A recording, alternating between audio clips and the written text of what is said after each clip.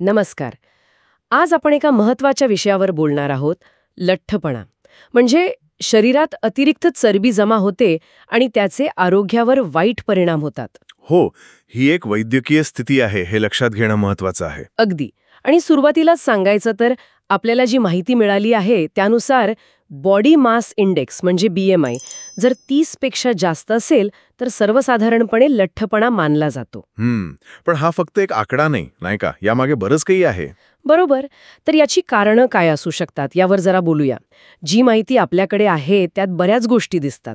म्हणजे अर्थातच चुकीचा आहार, काय खातो पितो ते, व्यायामाचा अभाव, आपली शारीरिक हालचाल किती होते. पण एवढंच नाही, यात अनुवंशिकता पण येते. घरात जर असेल तर शक्यता वाढते. हो, जेनेटिक फॅक्टर्स महत्वाचे आहेत. आणि हॉर्मोन्समधलं असंतुलन, काही औषधांचे साईड इफेक्ट्स पण असू शकतात. बरोबर. आणि मानसिक घटक विसरून चालणार नाहीत. म्हणजे ताणतणाव किंवा कधीकधी भावनिक होऊन जास्त खाल्लं जातं. आणि मानसिक असे अनेक घटक एकत्र काम करतात. म्हणजे ही एक कॉम्प्लेक्स गोष्ट आहे. निश्चितच. आणि याचे आरोग्यावरचे परिणाम ते तर खूप गंभीर असू शकतात. माहितीमध्ये स्पष्ट उल्लेख आहे टाईप 2 मधुमेह. हो, डायबिटीसचा धोका वाढतो. हृदयविकार, हाय ब्लड प्रेशर.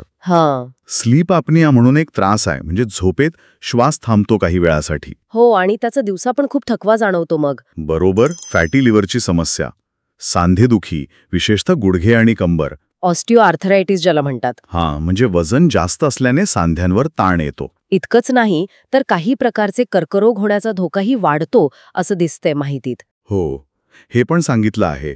म्हणजे हे धोके पाहिले की लक्षात येतं की लठ्ठपणाकडे फक्त वजनाचा किंवा दिसण्याचा प्रश्न म्हणून बघता येणार नाही. ही एक गंभीर वैद्यकीय समस्या आहे. अगदी. एक आरोग्य आव्हान आहे हे. बरोबर. मग यावर उपाय काय? या आव्हानाला कसं सामोरं जायचं? माहितीनुसार सगळ्यात महत्वाचा भर दिसतोय तो जीवनशैलीतील बदलांवर.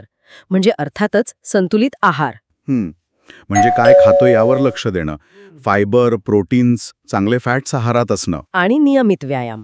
रोज किमान अर्धा तास तरी काहीतरी शारीरिक हालचाल हवी. हो. आणि सवयींमध्ये बदल. म्हणजे आपण जे खातोय त्याकडे लक्ष देणं. Mindful eating. आणि ताणतणाव मॅनेज करणं. कारण त्याचाही परिणाम होतो खाण्यावर. बरोबर. हे झाले प्राथमिक उपाय. पण यासोबतच गरज पडली तर वैद्यकीय मदत पण महत्वाची आहे. म्हणजे आहार तज्ज्ञांचा सल्ला घेणं. हो, प्रोफेशनल गायडन्स. किंवा डॉक्टरांनी गरज वाटल्यास काही औषधं सुचवणं. आणि अगदीच गंभीर केस असेल तर बॅरिएट्रिक शस्त्रक्रिया, म्हणजे वजन कमी करण्याची शस्त्रक्रिया.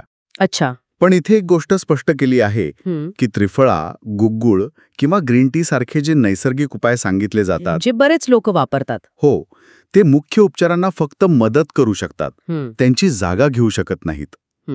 ते पूरक आहेत, मुख्य उपचार नाहीत. हे स्पष्टीकरण महत्वाचं आहे. नक्कीच. आणि मग येतो तो आणखी एक महत्वाचा पैलू, मानसिक आरोग्य.